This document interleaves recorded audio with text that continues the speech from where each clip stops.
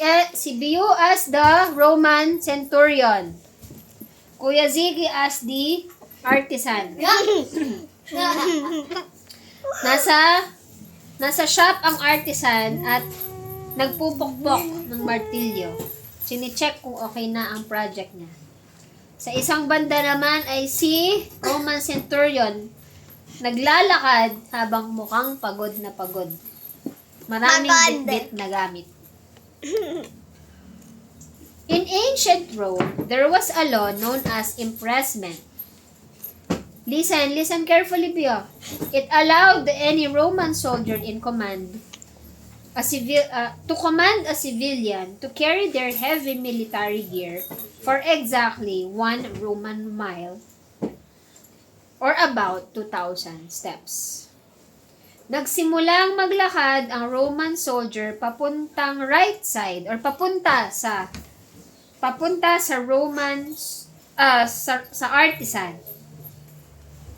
One day, napadaan ang Roman soldier sa shop ni artisan. Lumapit siya dito at inutusan ang artisan. Halika at samahan mo akong maglakad. Dalhin mo ang mga gamit ko. Ihatid mo ako hanggang 2,000 steps, ha? No choice ka.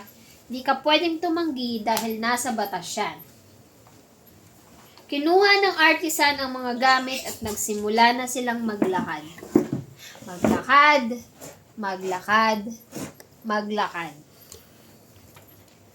Habang naglalakad sila, instead na magalit o mag-tantrums ang artisan, tiningnan niya yung sundalo. Naawa siya. Dahil mukhang pagod ang sundalo. Hindi man actually naaway. Na-realize niya na mahirap din ang trabaho ng mga soldier. Hindi naman naaway. Naglalakad pa rin sila. Kasi Hanggang nakaka 1,998 steps. No! 1,000! 1,999 steps. 100! 1,000 steps na. Tumigil maglakad ang Roman soldier. Tinignan niya ang artisan. Dahil nag-e-expect siya, nabibitawan na nito ang mga gamit niya at mag-walk out na. Lapit ka kay kuya. Yan. Kuya, lapit ka kay Bio. Tumigil din ang artisan. Pero plot twist, inayos lang ng artisan ang bitbit niyang gamit. At naglakad na siyang ulit. Naglakad. Bio, hindi ka maglalakad! Tapos niya. Naglakad na rin ulit ang Roman soldier kasunod ng artisan. Pero confused pa rin.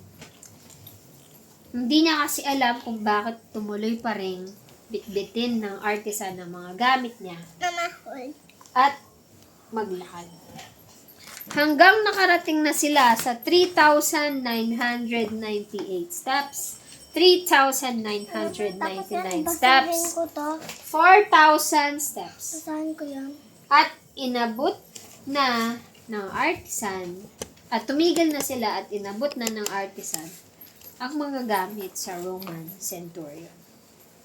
Both actors freeze in an inspiring pose.